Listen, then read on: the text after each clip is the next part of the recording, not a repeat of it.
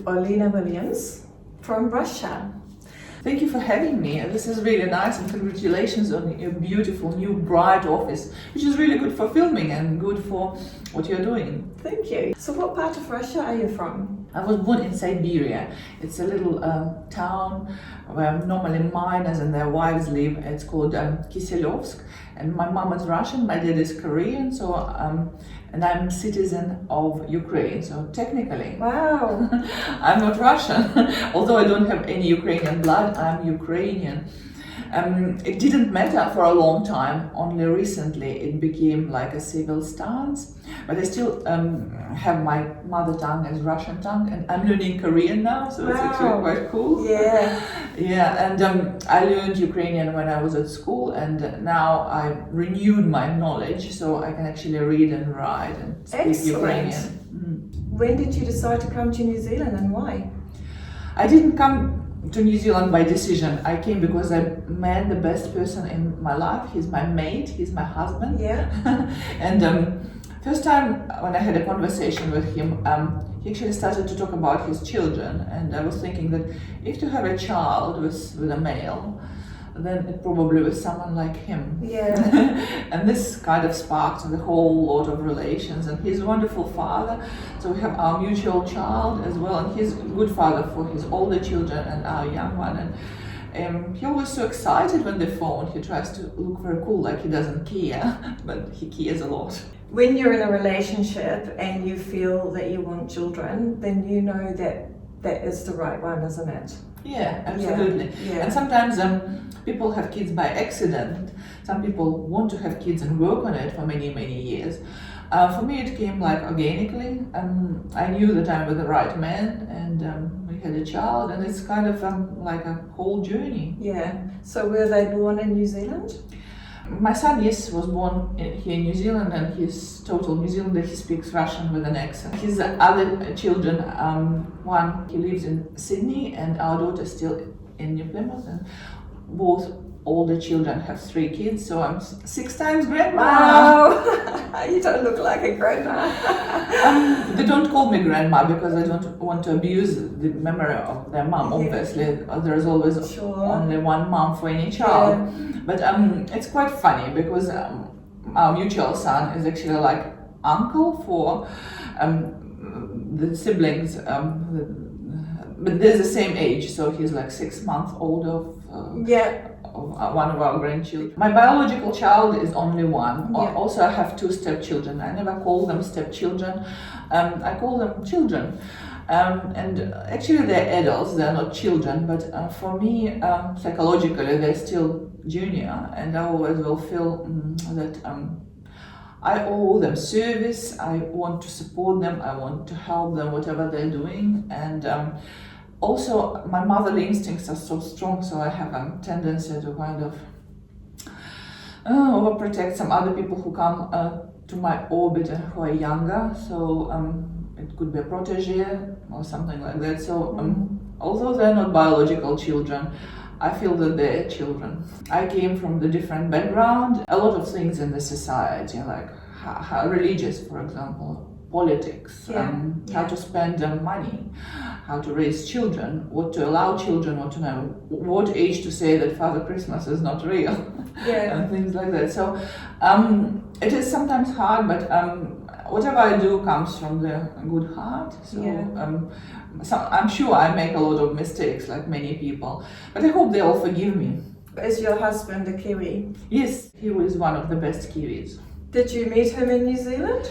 No, we met, first of all, we met online, and I was in marketing, and I was doing a marketing research, and somehow he came across, and since then we never stopped talking. And you were in Russia? I was in Ukraine this time. I was working in a company that was doing billing solutions and different IT solutions for telecoms and stuff. So it was the era of beginning of social media. Everyone knew that something is going to happen, but no one knew in which state. And there was already a lot of marketing research around how to make people communicate better. So one of the projects I was working on was about chat rooms, and measuring people IQ was huge on this particular time, so we did all this. You're a presenter at the Most FM. And so how did you get involved in doing that? I didn't plan it, but I have my second education is around journalism. So there was a first university in a free Ukraine after the Soviet Union broke, and this was funded by George Soros, with a very controversial personality, but he did a good thing for me personally. So I got a grant, and I not only studied for free, but I also got a free money to sustain. Yeah. So I went to the marketing side of journalism. So most of people went to the video journalism or out. Yeah. So after graduating the first year, one of the teachers offered me a job, and since then I was always in marketing. And it started back in Ukraine, where our first TV program was devoted to education. So I was responsible for places like politics and their content and delivering them and making sure that our viewers can connect with this. So when I came to New Zealand, I was thinking that world of marketing is soulless, and being with big corporation is like very draining, and I just wanted to be a housewife. I wanted to be a house goddess. I never used to cook a lot or something, and here I found my new passion of cooking, and then I started to have my cooking classes, which is based on ethnic cuisines, which kind of comes from my mixed ethnic background and the fact that I have a lot of friends from with different ethnic backgrounds, and I had these classes for a while, and I was just probably in the right place in the right time. So guys from the Most FM asked me whether I want to be a presenter for the show, and I said yes and never looked back. And you are, a very vivacious person, and you're definitely not soulless. Very warm-hearted. I like people. So although I had some skills with computing and marketing and other things, my passion in my life is people. So I connect with people through food. I connect with people through the radio show. I connect with people through my marketing messages and things like that. Yeah. So for me, the main goal is to be with humans, and I get a lot from it, and I believe I give back. So it's not kind of a cultivated image. It's just basically what I am. Yeah. How long have you been in New Zealand now? I've been here for 17 years. 17. Yeah. Sometimes it feels like only recent a journey. Sometimes it feels like I've been here forever and all the rest was the previous life. But still, I believe that New Zealand is the best country in the world, and it took me a while to like it because it was a big cross-cultural difference, and I came from a big city, big job and things like that, and I came to a smaller one. But it wasn't all bad, and I learned the advantages of living in a small city and doing basically what I want. When you first came to New Zealand 17 years ago, that was to actually meet up with your husband or your colleague? He came to Ukraine, and we had a wonderful holiday together. And then I think he came another time, and then I went to New Zealand. So it wasn't immediate. It took a long time to actually decide to quit the job because I was a marketing manager in a big company, and it was a good job, and I had a lot of freedoms and a lot of entitlements, as I thought at that particular time. So it gave you time to get to know each other as well. Yes, and actually thinking that whether we were good for each other or not, and I was worried about how I'm going to get with his kids, and when I visited New Zealand, everything seemed okay. Yeah, oh, that's good. Then I returned back, and then I just basically put everything under the wrap and came back. Yeah. Did he come from New Plymouth or another part of New Zealand? He's a total Taranakian. He was born and bred in here. He has lots of relatives and friends here.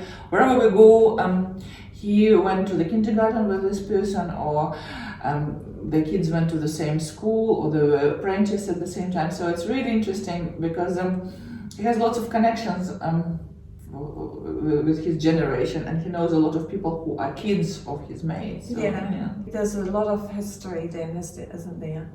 Yes, and I think that it's unique to New Zealand because New Zealand is a relatively young country with not a lot of historical buildings or historical events, and people are building history now. We are at a very interesting time, so people are craving this historical background for themselves and their ancestors. So what they do now, they're creating history, the stories that will be told in many, many generations up. You have come from Russia, you were spending time working in Ukraine, and you had a really good job. You then met this amazing New Zealand man from Taranaki, and you've decided to leave that life behind and come here and start all over again.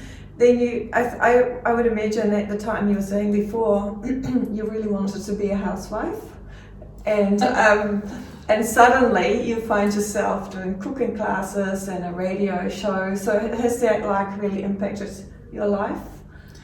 It did. Everything we do impacts our life, but it didn't impact it in a bad way because my husband is actually quite proud of me, of what I achieved, because he never thought that this hobby is going to be something serious, but suddenly I got some recognition for it. I'm a member of a New Zealand Guild of Food Writers, and the fact that they offered me this was actually a recognition on its own. People recognize me in cafes and restaurants. I know a lot of chefs and restaurateurs and people in food industry. So I believe that he feels proud, like he's sometimes proud of his own children, he's proud of his wife. Family dynamic never stays the same, whatever we do, because we grow out of our own shoes. So if we think that we are sad and comfortable, this is the time when you miss something. It means that you have to actively change a thing, because otherwise universe, life, whatever will change it for you. That's true. Yeah, I agree. My dad always used to say life is full of surprises, and it's about embracing those changes or surprises, Absolutely. It isn't what happens in your life, but it's how you deal with it. Do you find that that family aspect or dynamics within the family, could you say that would have been one of the challenges you've had to deal with? In a way, yes, and this because as a speaker of a second language, I'm sure I don't understand some nuances even now after 17 years, but the hardest was the first year, because although I already spoke English, it was like half of the conversations I totally didn't get. And it's not about the language knowledge, it's about talking about something local, like whom they met, what they did, and why is it funny, because it was something trivial. Because I didn't know a lot of backgrounds around. And it's not about family, it's more about the language barrier. So I'm telling everyone who come to a new country, learn the language, because language is a great way to learn the culture. Absolutely. And sometimes it comes not from going and study somewhere at the institution. Just go to the rest home and volunteer as the helper, or go and do some time banking with others, where you will have to have conversations in the language of the country you live in. From the other perspective, does your husband speak your language, like Russian or Ukrainian or? He started to learn. He made a really good progress, but because I speak English and my goal was to get better in it, so for him probably it was a barrier, because I never encouraged him to learn Russian or Ukrainian. But what I did, I encouraged my son to do it. It never worked. A lot of people told me that you just make a rule that don't answer him in your native language, and I just cannot do it. I'm not strong enough mentally.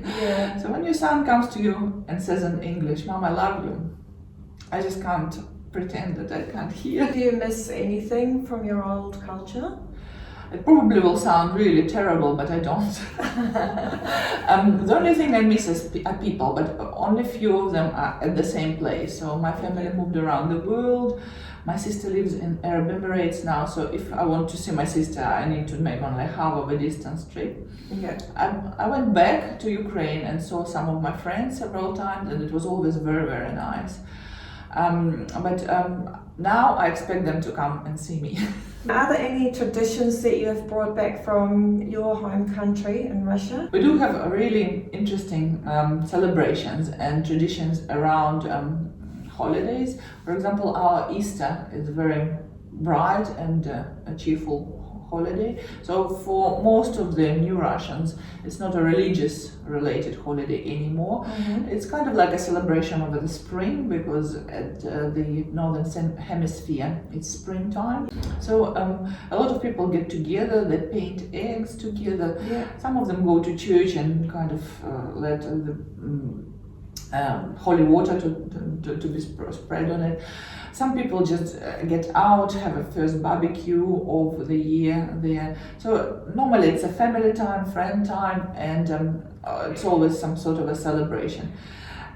I know that it's not totally related to food, but we always consume a lot of food there. Interestingly, in Russia there is a 2 long fastings, people not eating meat, and then they're not eating fish, then not eating eggs, so it's kind of an increasing strictness in the fasting. So in a lot of holidays, it's just the break of the fast, so they're allowed to eat the whole feast, and it's really kind of like you put restrictions on yourself and then you breathe out and celebrate. So this is also quite interesting, because now with a lot of diets that going around, they actually find that it's healthy to have some time of the year that you kind of restrict yourself and certain eating habits. Yeah.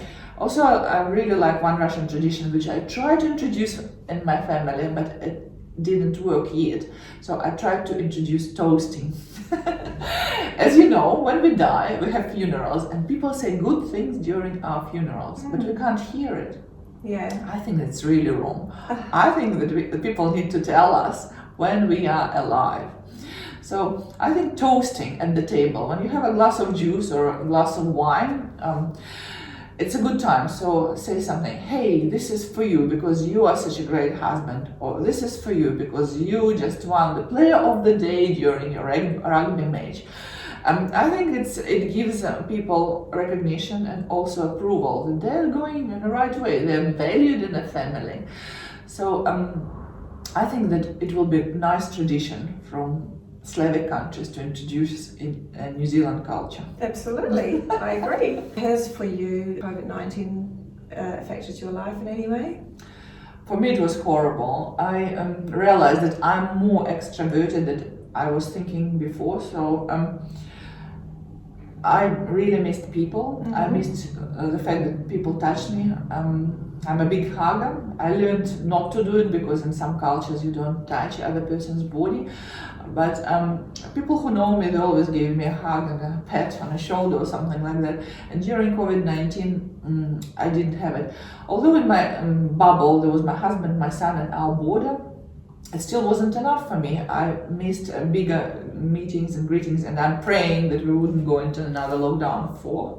Yeah. This was really hard, and I'm glad that over, and I hope that the humanity will find a treatment for it. Have you got any future plans or goals? Well, at the moment I'm ready to go to my cooking class, and this is devoted to sushi, so we're going to have Japanese sushi.